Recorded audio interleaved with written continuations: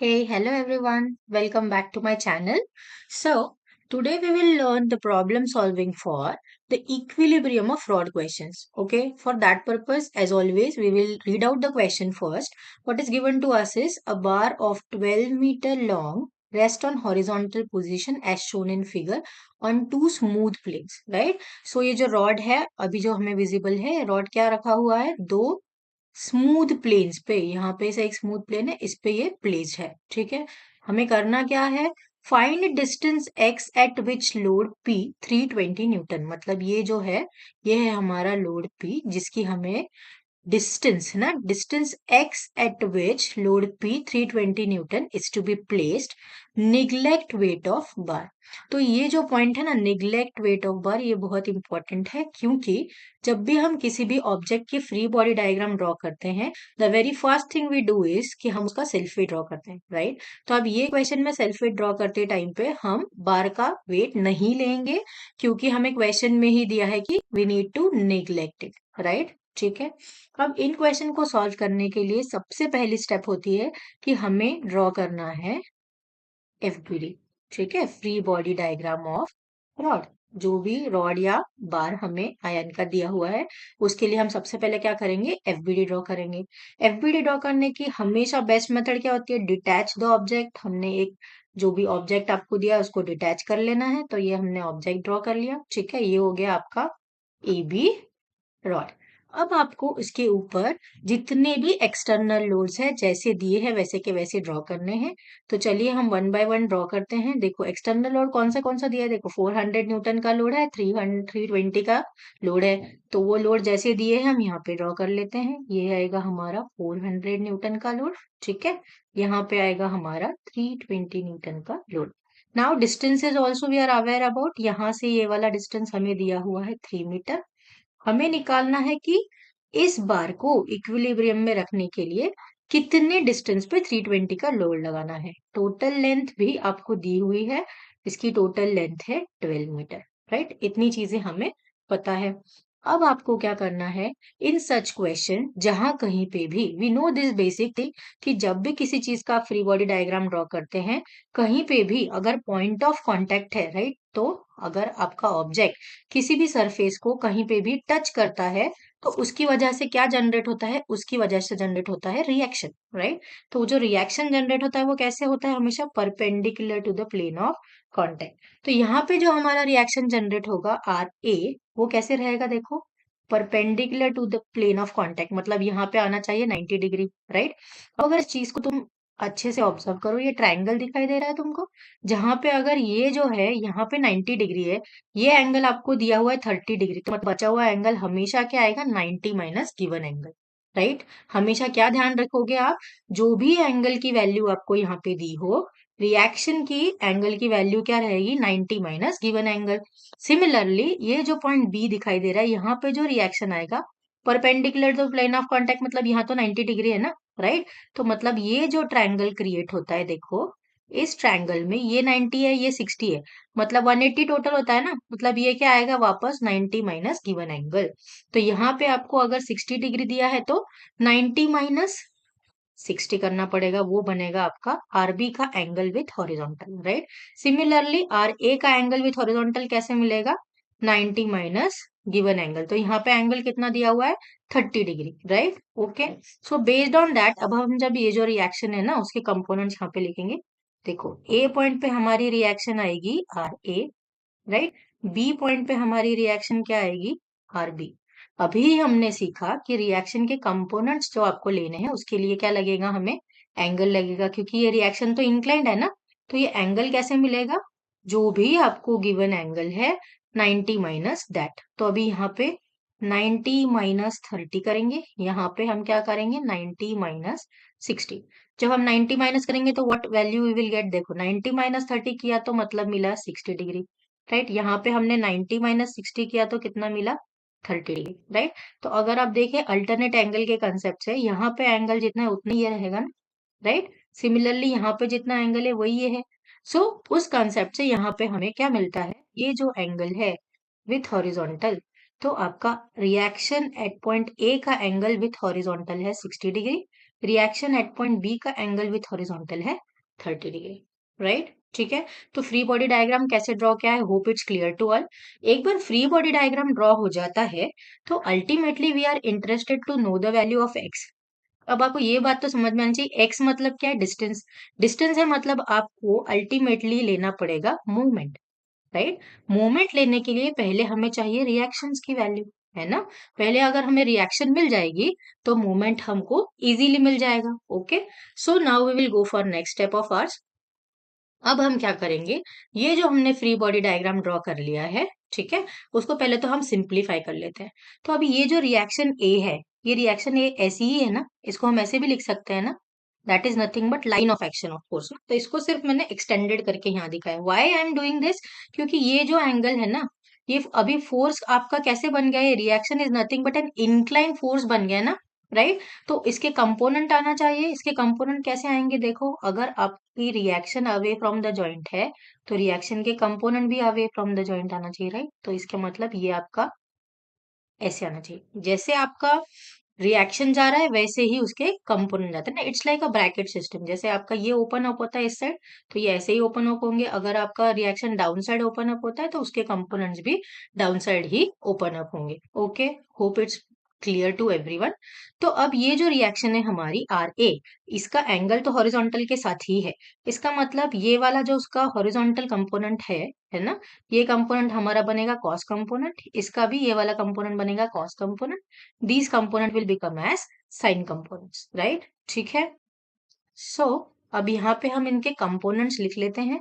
तो ये वाला कंपोनेंट मेरा बनेगा R A, I will write it over here, ठीक है, R A cos of 60 degree, R A sine of 60 degree.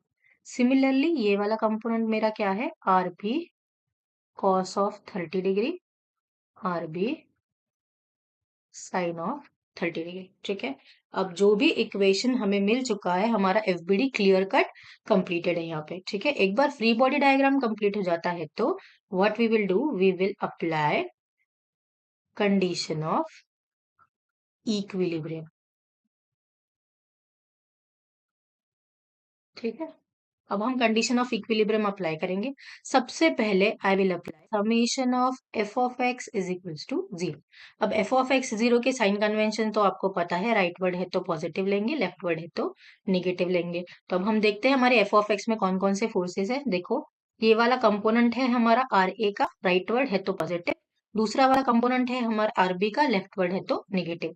और कोई भी चीज नहीं है जो हॉरिजॉन्टल डायरेक्शन में है। तो इक्वेशन में क्या आना चाहिए, R A cos of 60 minus RB cos of 30 equal to 0। अब जब हम कैलसी में cos of 60 को सॉल्व करते हैं तो we get it as 0.5 of R A. cos of 30 को जब हम सॉल्व करते हैं we get it as 0.87 of R B equal to 0, ठीक है। ये हो गया हमारा equation number 1।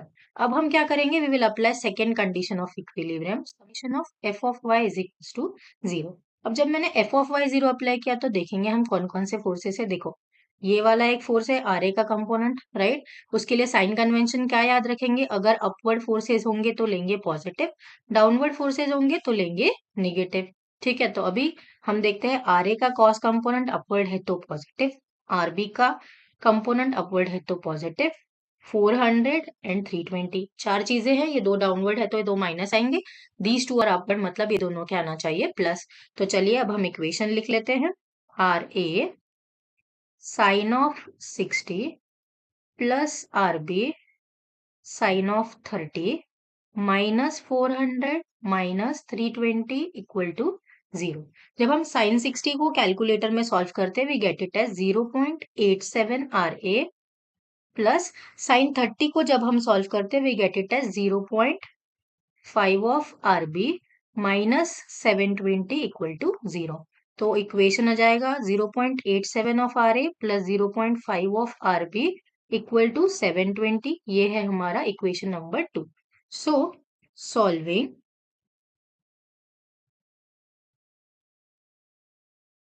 1 and 2 equation. Simultaneously कैसे सॉल्व करते हैं हम, already a short video is been created for that. आपको क्या करना पड़ेगा, मोड प्रेस करना है। मोड प्रेस करने के बाद में उसमें 5th नंबर पे आपको दिखेगा इक्वेशन, उसमें आपको फर्स्ट वाला सिलेक्ट करना है, that is A N X plus B N Y, right.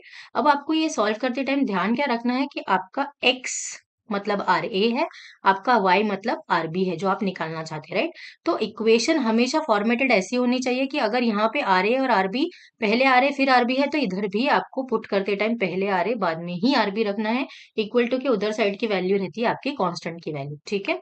तो once you put this in calculator, आपको सीधे सीधे आंसर फॉर एक्स मतलब आर ए की वैल्यू मिलती है 622.10 newton, and for Y means for RB you get the answer as 357.57 newton, ठीक है। एक बार ये वैल्यूज हमें मिल जाती है, इसका मतलब कि हमारे पास रिएक्शन की वैल्यू आ गई। अब एक बार रिएक्शन की वैल्यू आ गई तो हमारा नेक्स्ट अननोन क्या है, the ultimate value which we are interested to know is the value of X, ठीक है। So for that purpose now we will solve it for. So now to find X, अब हमें क्या चाहिए, to find x. हम क्या करेंगे, we will take moment. अब इसमें आपको क्या याद रखना है, जिस भी पॉइंट से, जैसे कि अभी आपको एक्स दिया है यहां से, है ना, तो जिस पॉइंट से आपको एक्स अननोन दिया है उस पॉइंट के अबाउट हमेशा मोमेंट लेते हैं, तो that will ease our problem solving, ठीक है। तो ये है हमारा पॉइंट बी, ये है हमारा पॉइंट ए, ठीक है। For solving what will do is, अभी हमें एक्स कहाँ से अननोन दिया है, देखो यहाँ से, तो what we will do is will take moment about point B. So apply summation M about point B is equals to 0। अब मूवमेंट अप्लाई करते टाइम पे हमें क्या याद रखना है कि अगर क्लॉकवाइज मूवमेंट है तो क्या लेंगे, निगेटिव, एंटी क्लॉकवाइज मूवमेंट है तो क्या लेंगे, पॉजिटिव, राइट, ठीक है। तो अब उसके हिसाब से हम वन बाय वन चेकआउट करते हैं। आर ए का मूवमेंट अबाउट पॉइंट बी कैसे जाएगा, देखो क्लॉकवाइज, राइट, क्लॉकवाइज जाएगा, मतलब minus of R A sine of 60 degree into force vertical है मतलब डिस्टेंस हॉरिजॉन्टल आएगा, मतलब पूरा, राइट, तो इंटू 12, ठीक है। अब 400 का मूवमेंट अबाउट पॉइंट बी कैसे जाएगा, देखो ये जा रहा है एंटी क्लॉकवाइज, 320 का भी कैसे जा रहा है, एंटी क्लॉकवाइज, राइट। तो यहाँ आना चाहिए plus of 400 into force vertical distance horizontal, तो हमारा ये वाला डिस्टेंस यहाँ पे क्लियरली हमने लिखा है, that is 9। So plus of 400 into 9, 320 का भी अभी हमने देखा कि मूवमेंट जा रहा है एंटी क्लॉकवाइज, मतलब 320 into X, right. X is the distance which we are interested to know. अब देखो आरबी के कंपोनेंट जो है, sine component and cos component है, तो बी पॉइंट से ही पास हो रहा है। आरए का भी कॉस कंपोनेंट बी पॉइंट से ही पास हो रहा है ना, लाइन ऑफ एक्शन, तो इसका मतलब इन सबका मूवमेंट हो जाएगा 0। तो इक्वेशन सिर्फ इतना ही आएगा। अब आप एक तो इसे कैलकुलेटर में directly for single unknown solve कर सकते हैं, राइट, या फिर जैसे हम यूजुअल वे से ट्रेडिशनल मेथड से सॉल्व करते हैं वो भी कर सकते हैं। आर ए की वैल्यू हमने ऑलरेडी निकाली है 622.10, तो हम इक्वेशन लिख लेते हैं minus of 622.10 sine of 60 into 12 plus 400 into 9 equal to minus of 320 into X, right. जब हम ये वाला साइड सॉल्व करते हैं तो we get it as minus of 2865.05 equal to minus of 320 into X. तो ये minus sine will cancel out with each other, तो 2865.5 divided by 320 we need to do.